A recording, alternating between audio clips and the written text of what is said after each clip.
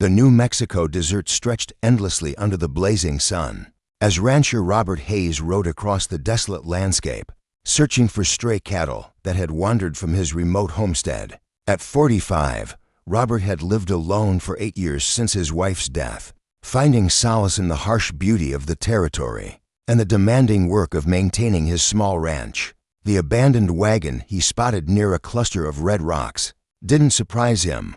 The desert was littered with the remnants of failed dreams, broken wheels, sun-bleached wood, and the scattered belongings of families who'd given up their westward journey. But as he rode closer, something made him dismount for a closer look. That's when he heard it, a soft whimper, barely audible over the desert wind behind the wagon. Tied to one of its massive wheels with rawhide strips was a young Apache girl, of perhaps 15 or 16 years. Her traditional dress was torn and dirty, her long black hair matted with dust and blood from a wound on her forehead. But it was her eyes that struck Robert most forcefully, dark, intelligent, and filled with a mixture of pain, defiance, and exhaustion. "They left me here to die," she said in clear but accented English, her voice hoarse from thirst and exposure. Robert immediately began cutting the ropes that bound her, his hands working quickly while his mind raced with questions. Who had done this? Why? And what was he supposed to do now? "How long have you been here?" he asked gently, offering her water from his canteen. She drank carefully, rationing the precious liquid despite her obvious desperate thirst. 2 days, maybe 3. The sun has risen and set, but time moves strangely when you expect to die. As Robert helped her to sit in the shade of the wagon, he noticed the girl's hands were raw and bloody from struggling against her bonds. She'd fought hard for her freedom, which told him something about her character. "My name is Robert Hayes," he said. "What's yours?" The girl studied his face carefully before answering. "I am called Aiyana by my people. It means eternal blossom." "Who did this to you, Aiyana?" Her expression darkened with a mixture of shame and anger. "Slave traders. White men who steal Apache women and children to sell in Mexico. They took me from my village 2 weeks ago." Robert felt his stomach clench with disgust. He'd heard rumors of such men, criminals who operated in the lawless border regions, but he'd never encountered their victims before. "Why did they leave?" "You hear, I would not stop fighting," Aiyana said with fierce pride. "I bit one man's hand so badly he may lose fingers. I scratched another's face. They said I was too much trouble to be worth the price I would bring." Despite the seriousness of the situation, Robert found himself admiring the girl's courage, rather than submitting to her fate. She'd fought so fiercely that her captors had decided she was more trouble than profit. "Where is your village, your family?" Pain flashed across Aiyana's face. "Gone. The soldiers came 3 moons ago. My father and brothers died fighting. My mother was killed trying to protect the children." Robert realized he was looking at one of the last survivors of another Apache community destroyed in the ongoing conflicts that plagued the territory. This girl had lost everything, family, home, and very nearly her life. "What will you do now?" he asked gently. Aiyana looked out at the vast desert surrounding them. "I will try to find others of my people. If the spirits guide me, perhaps I will survive long enough to reach them." Robert knew the odds of a young woman surviving alone in the desert were virtually zero. Even if she knew the location of other Apache groups, the distance, the lack of water, and the presence of both hostile soldiers and slave traders made her journey essentially a death sentence. "Aiyana," he said carefully, "I have a ranch about 10 miles from here. You could come with me, at least until you're stronger and can decide what you want to do." The girl studied his face with the intensity of someone who'd learned that survival often depended on reading people correctly. "Why would you help me?" she asked. "Your people and mine are at war. Because you're hurt and alone, and no one deserves to die tied to a wagon wheel in the desert." Robert replied simply, "Subscribe to our channel for more incredible frontier stories. You won't believe how this act of compassion changes both their lives." Aiyana was quiet for a long moment, weighing her options. She could accept help from this white rancher and risk whatever intentions he might have, or she could attempt to survive alone in hundreds of miles of hostile desert. "If I come with you," she said finally, What would you expect from me? Nothing except that you get well and figure out what you want to do with your life, Robert answered honestly. And if your neighbors discover you are sheltering an Apache? Robert hadn't thought about that complication, but he realized it could be serious. Anti-Apache sentiment was strong throughout the territory, and harboring a member of a hostile tribe could bring trouble from both civilians and military authorities. We'll deal with that problem if it comes up, he said.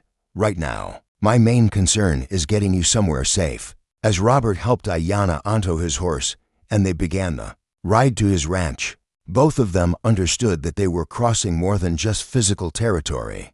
They were bridging a cultural divide that had been widened by years of violence, mistrust, and misunderstanding.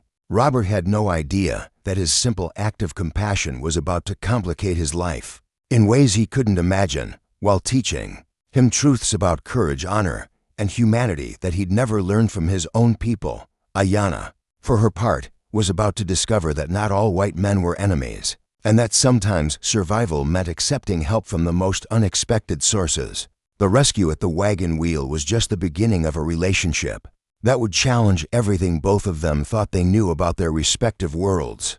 3 weeks had passed since Robert Hayes had found Aiyana tied to the wagon wheel, and the transformation in both their lives had been remarkable. The young Apache woman had recovered from her physical injuries, but more importantly, she'd begun to show Robert a perspective on the world that he'd never considered. Aiyana had proven to be intelligent, resourceful, and surprisingly knowledgeable about frontier survival. She'd improved his vegetable garden using traditional Apache farming techniques, shown him edible plants he'd never noticed, and demonstrated methods of water conservation that were far superior to his own. Your people know much about machines and buildings, Aiyana said one morning as they worked together repairing a fence. But you know very little about living with the land instead of fighting it. Robert found himself fascinated by her insights. What do you mean? You dig wells and use all the water, then wonder why they go dry. You plant the same crops in the same place every year, and wonder why the soil becomes poor. You kill all the wolves and then wonder why the deer eat all your grass.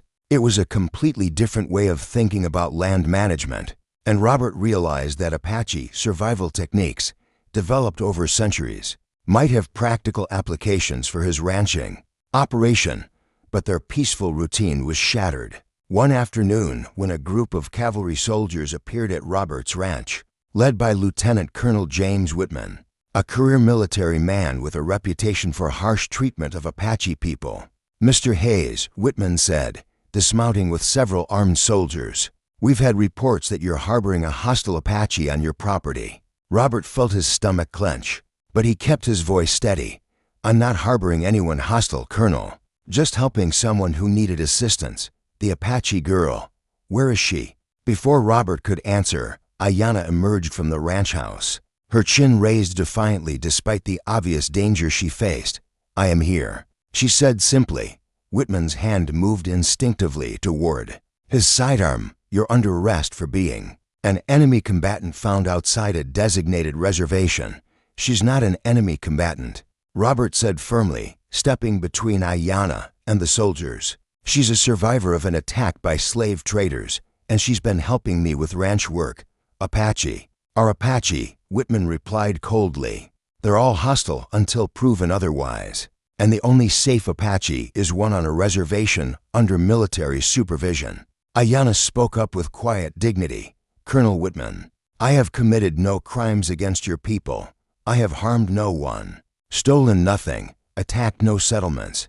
What law says I must live in the place you choose? Military law, Whitman snapped, and the safety of American citizens. I am willing to leave, Aiyana said. I do not wish to bring trouble to Mr. Hayes, who showed me kindness when others would have left me to die.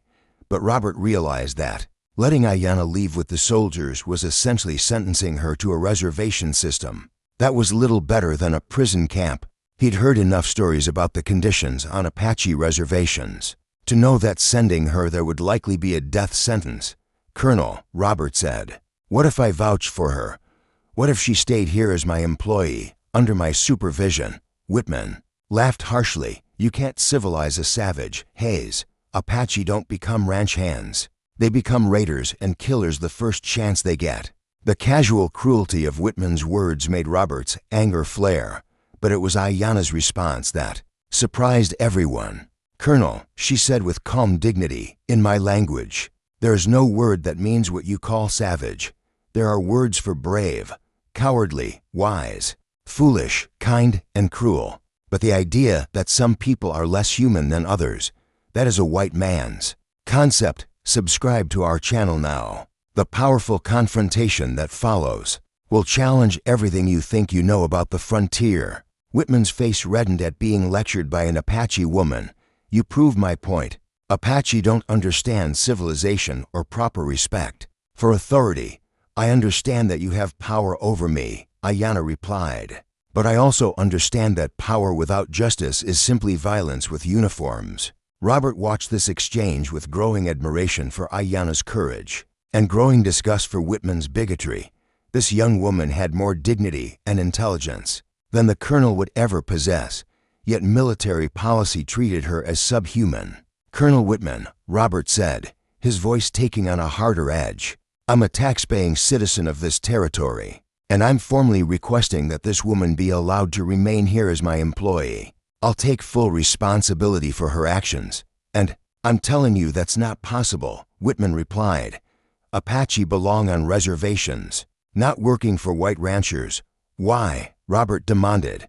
"What harm is she doing here? She's improved my ranch operation, helped me understand better farming techniques, and caused no trouble whatsoever. Because it sets a precedent," Whitman explained. "If we allow one Apache to live freely among whites, others will expect the same treatment."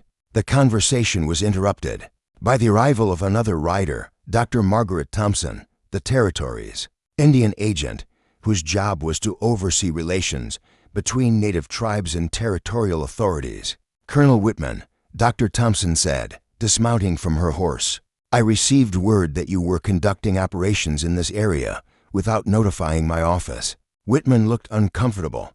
Dr. Thompson had authority over Indian affairs that could supersede military decisions, and she had a reputation for fairness that put her at odds with more aggressive military commanders. "Dr. Thompson," Whitman said formally, "we're arresting a hostile Apache found outside reservation boundaries." Dr. Thompson looked at Aiyana, taking in her clean clothes, healthy appearance, and the obvious care she'd been receiving. "Miss Dr. Thompson said gently, "What is your name, and how did you come to be here?" Aiyana told her story clearly and completely: the attack on her village, her capture by slave traders, her abandonment in the desert, and her rescue by Robert Hayes. "And since you've been here," Dr. Thompson asked, "have you committed any hostile acts or caused any problems?" "No, ma'am," Aiyana replied. "I have worked to repay Mr. Hayes's kindness and to learn more about how different peoples might live together peacefully." Dr. Thompson turned to Robert. "And you're willing to take responsibility for her continued presence here?" "Absolutely," Robert replied without hesitation. "Then I see no reason why she can't remain here under a supervised work agreement," Dr. Thompson declared. "Colonel Whitman, I'm overruling your arrest order." As the military party prepared to leave, clearly frustrated by this turn of events, Colonel Whitman made a parting threat. "This won't end well, Hayes," he said. "Apache are killers by nature.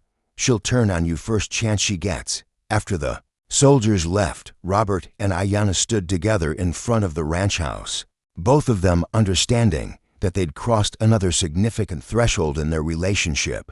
"Why did you risk trouble with the military for me?" Aiyana asked.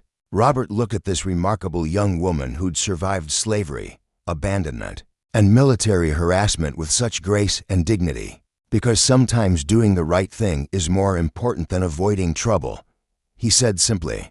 6 months after their confrontation with Colonel Whitman, Robert Hayes and Aiyana had developed a partnership that was transforming both the ranch and their understanding of each other's cultures.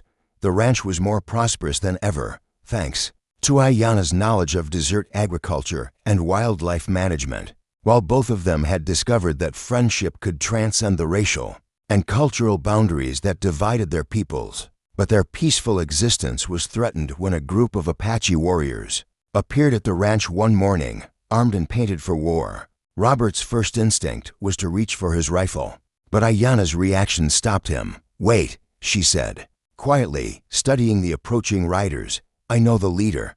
He is my cousin, Nelly. They are not here to attack." As the warriors drew closer, Robert could see that while they were armed, they weren't in an aggressive formation. They approached with the caution of people seeking information rather than conflict. Nelly, a man in his 30s with the weathered look of a lifetime warrior, dismounted and spoke to Aiyana in rapid Apache. Robert couldn't understand the words, but he could read the emotions, surprise, relief, and growing anger as Aiyana told her story. "He wants to know why you helped me," Aiyana translated. "His people have heard stories of a white rancher who protects Apache women, and they came to see if these stories were true."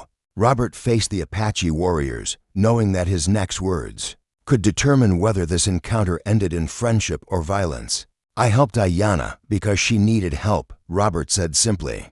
Any decent person would have done the same. As Aiyana translated, Robert watched Nelly's face carefully.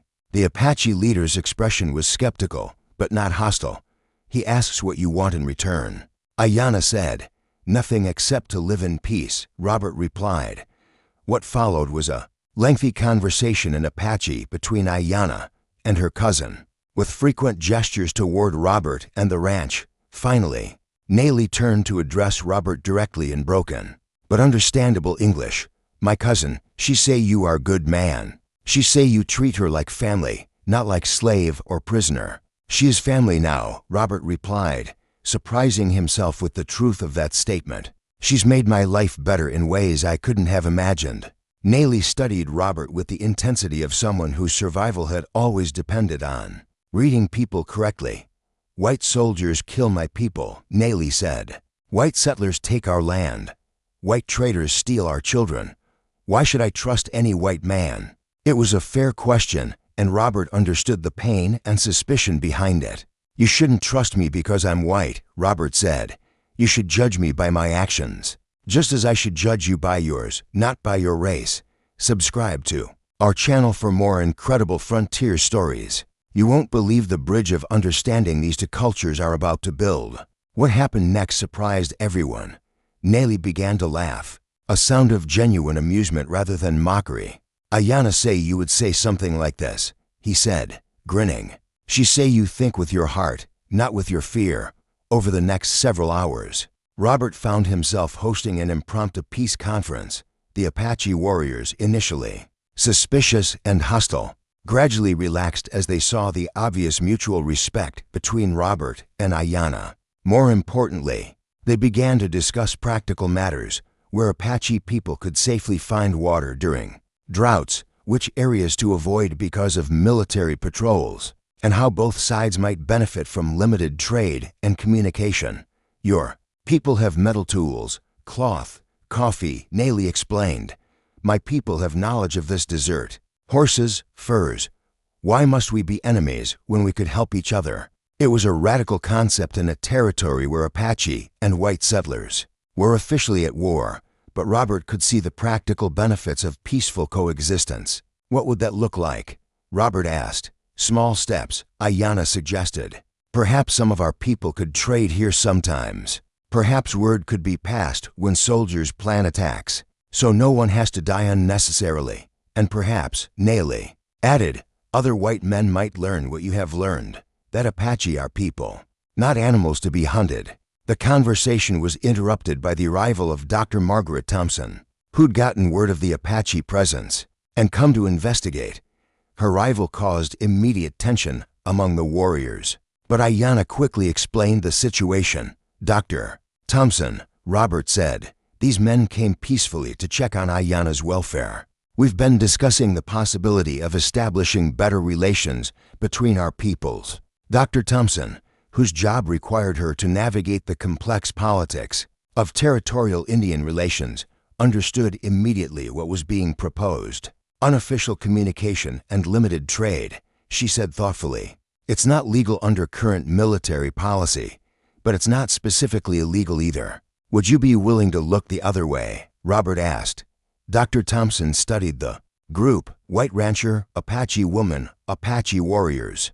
all sitting together peacefully and discussing mutual benefit rather than mutual destruction. "What I see here," she said carefully, "is a rancher entertaining visitors on his own property. What those visitors choose to discuss is between them." 6 months later, Robert Hayes's ranch had become an unofficial neutral ground where Apache and white settlers could meet safely for trade and communication. The arrangement had prevented several potential conflicts by allowing information to flow between communities that had previously seen each other only as enemies. Aiyana had become not just Robert's partner in running the ranch, but also his bridge to understanding a culture he'd previously known only through fear and prejudice. Her presence had enriched his life immeasurably, while his protection had given her the security to heal from her traumas and find her place in a changing world. "Do you ever regret that day you found me tied to the wagon wheel?" Aiyana asked. One evening, as they watched the sunset paint the desert in brilliant colors, Robert looked at this remarkable woman who'd taught him so much about courage, dignity, and the possibility of peace between peoples who'd been taught to hate each other. "It was the luckiest day of my life," he said honestly. "You didn't just survive being left to die. You survived to teach me how to really live."